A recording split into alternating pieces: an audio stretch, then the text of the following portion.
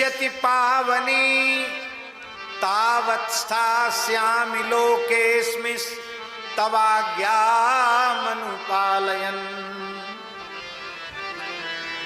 जब तक आपकी कथा इस धरती पर गाई जा रही है तब तक मैं न शरीर त्यागूंगा और न धरती त्यागूंगा, तब तक इस धरती पर ही रहूंगा, आपकी आज्ञा का पालन करता हूं। क्योंकि आप तो कथा में ही विराजते हैं। हनुमान जी जानते हो कैसी कथा कहते हैं, कैसी कथा सुनते हैं? यत्र यत्र रघुनाथ कीर्तनम तत्र तत्र कृतमस्तकांजलिं बाष्पवारि परिपूर्ण लोचनम मारुतिं नमत राक्षसांतकम्। जहां कहीं भगवान के नाम रूप लीला का कीर्तन होता है वहां सबसे पहली उपस्थिति हनुमान जी की होती है। हनुमान जी सबसे पहले उपस्थित होते हैं और मस्तक झुकाकर अंजलि बांधकर खड़े हो जाते हैं। अविरल नेत्रों से श्रुधारा बहती रहती है। यत्र यत्र रघुनाथ कीर्तनम तत्र तत्र कृतमस्तकांजलिं बाष्पवारि परिपूर्ण लोचनम मारुतिं नमत राक्षसांतकम्। ऐसे हनुमान जी को हम सब प्रणाम करते हैं। हनुमान जी कथा सुनने की प्रेरणा देते हैं। प्रभु चरित्र सुनिवे को रसिया, प्रभु चरित्र सुनिवे को रसिया, राम लखन सीता मन बसिया, राम लखन सीता मन बसिया। ये हनुमान चालीसा की जो चौपाई, इसका अर्थ क्या है? इसका अर्थ ये तो है ही है कि श्री राम जी के चरित्र श्रवण में हनुमान जी बड़े रसिक हैं और उनके हृदय में राम लक्ष्मण जानकी जी निरंतर निवास करते हैं, तो है ही है। दूसरा अर्थ ये है कि तुम भी प्रभु चरित्र श्रवण के रसिक बनो तो तुम्हारे हृदय में भी राम लखन सीता मन बसिया, तुम्हारे मन में भी राम लक्ष्मण सीता जी का निवास हो जाएगा। इसलिए कथा जरूर सुननी। श्रोताओं की भी एक भूमिका होती है।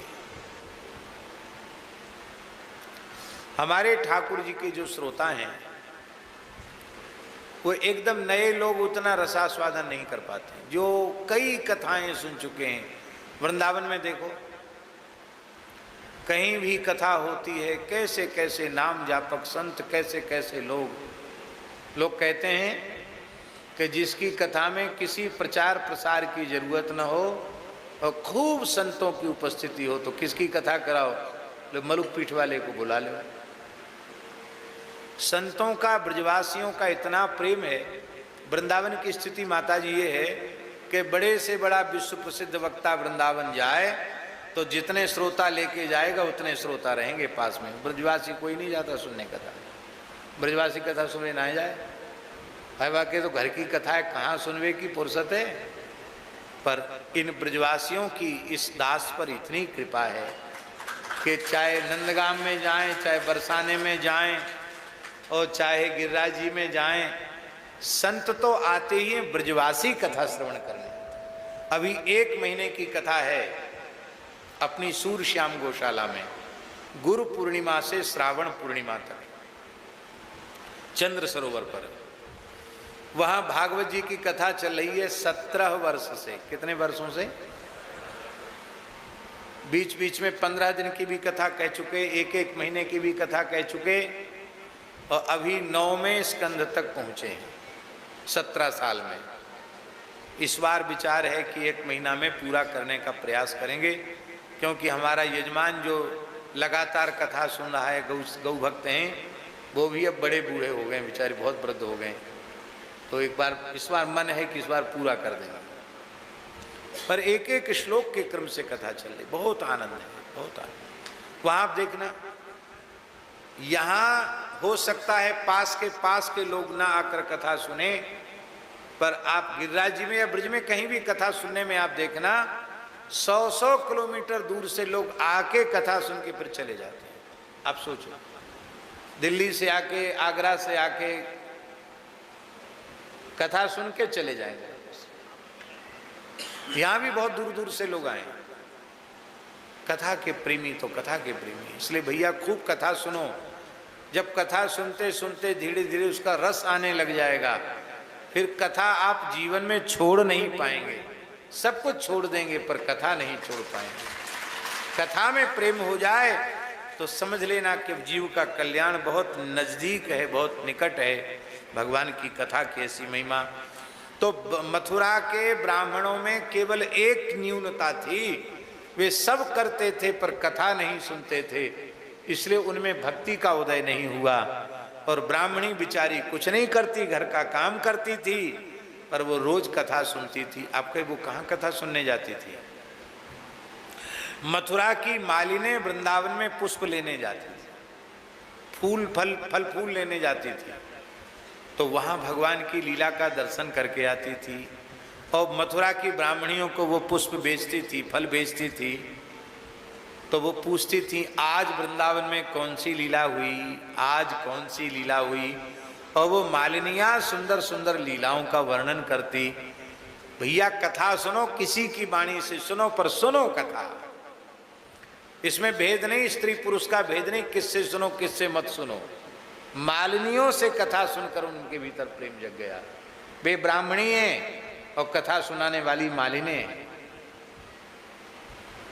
ध्यान से सुनो, हम क्या कहना चाहते हैं।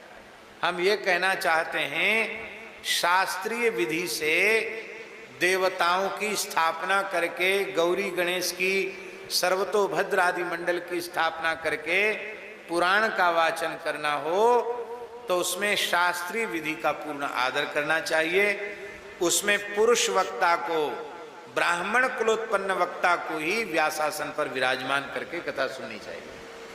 ये बिना किसी भेदभाव की बात कह रहे हैं हम। शास्त्र का जो पक्ष है उसको ज्यों का त्यों हम प्रस्तुत कर रहे हैं। बाकी परस्पर भगवान की चर्चा करनी है तो मित्र मित्र से मिलकर करें, माताएं माताओं के बीच में बैठकर चर्चा करें, कोई परेशानी नहीं है। भगवान की मंगलमयी चर्चा करने का अधिकार सबका है। बेटा बाप को सुनावे, बाप बेटा को सुनावे, उसमें कोई वर्ण या आश्रम का भेद नहीं है, क्योंकि भगवत चर्चा है। भगवत चर्चा करने का अधिकार सबको है। बोलो भक्तवत्सल भगवान की जय। जय जय श्री राधे। अब वो ब्रजवासी बालक जैसे ही ब्राह्मणियों के पास गए, उन्होंने सुना श्री कृष्ण आए हैं, बलराम जी आए हैं। अब तो वे व्याकुल हो गई। हाय हाय, आज तक तो जिनकी केवल कथा सुनते थे, आज उनका इन्हीं आंखों से दर्शन होगा। जैसे सावन भादों में नदियां उफान पर आ जाती हैं, बाढ़ पर आ जाती हैं, ऐसी हर्षोल्लास में भर करके उन यज्ञ पत्नियों ने, ब्राह्मणियों ने अपने सोने के चांदी के थालों में सुंदर सुंदर पदार्थ, मिठाइयां, भक्ष्य, भोज्य, लेह्य, चूस्य, विविध प्रकार के व्यंजनों को सजा करके वो चल पड़ी। अब ब्राह्मणों की समस्या एक थी कि वो यज्ञशाला से बाहर नहीं जा सकते थे, क्योंकि इस समय क्रिया चल रही थी। उन्होंने वहीं से डांट डपट के, कहाँ जा रही हो? बोले बाद में बात करेंगे, अभी बात करने की फुर्सत नहीं है। हाँ, अभी बात करने का समय नहीं है। अरे हमें सब पता है, कृष्ण बलराम आए हैं, उनको भोजन लेने देने जा रही हो? बोला हाँ। तो कान खोलकर सुन लो। हम लोग कंस की राजधानी में मथुरा में रहते हैं। कंस को पता चल गया तो हमारा जीना मुश्किल हो जाएगा, इसलिए मत जाओ वहां। का तुम डरो कंस से, हमको कंस से भय नहीं, हम तो श्री कृष्ण के पास जाएंगे। तो जा रही हो तो जाओ, लौट के मत आना। बोले ठीक है। वो गई से जैसे ही वहां पहुंची, हा हा हा, क्या कहना।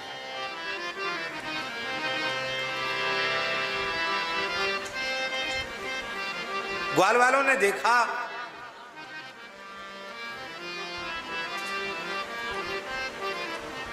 कि सुंदर थालों में पकवान मिष्ठान्न भर करके ला रही हैं। ग्वाल वाल तो बड़े राजी हुए क्योंकि भूख लग रही थी सबको। ग्वाल वाल बोले लाला तेरे दर्शन करवे के काजे मथुरा की ब्राह्मणियां आ रही हैं, नेक समर के ठाड़ो है जा। हाँ नेक बढ़िया ते दर्शन दे। यहाँ जो श्लोक है जिसमें लीला में जैसे झांकी बनाते हैं ऐसी झांकी का वर्णन है। ग्वाल वालों के आग्रह पर ठाकुर जी की कैसी अद्भुत झांकी का है। पहले तो बैठे हैं, अब खड़े होने पर झांकी कैसी है। श्यामं हिरण्य परिधिम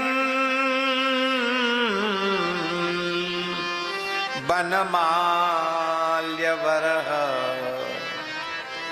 धातु प्रवाल नटवेश मनुव्रता।